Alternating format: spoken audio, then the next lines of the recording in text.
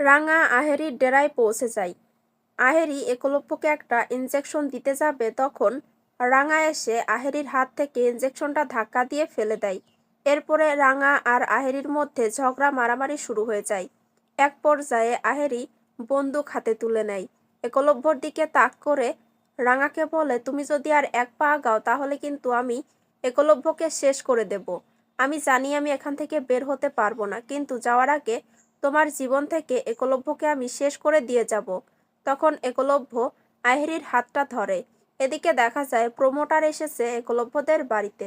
একলব্যর বাবাকে বলে, আমি খোঁজ নিয়ে জানতে পারলাম আপনার স্ত্রী নাকি খুবই অসুস্থ, তাই আপনারা যদি এই বাড়িটা বিক্রি করেন আমি কিনতে পারি। এদিকে দেখা যায় আহেরি আর রাঙার মধ্যে খুব মারামারি হচ্ছে। রাঙা কয়েকটা থাপ্পড় বসিয়ে দেয় আহেরিকে। এরপরে পুলিশ এসে আহেরিকে নিয়ে যায়। এদিকে একলব্য উঠে দাঁড়ায়। তখন রাঙা দৌড়ে গিয়ে একলব্যকে জড়িয়ে ধরে কান্না করতে থাকে।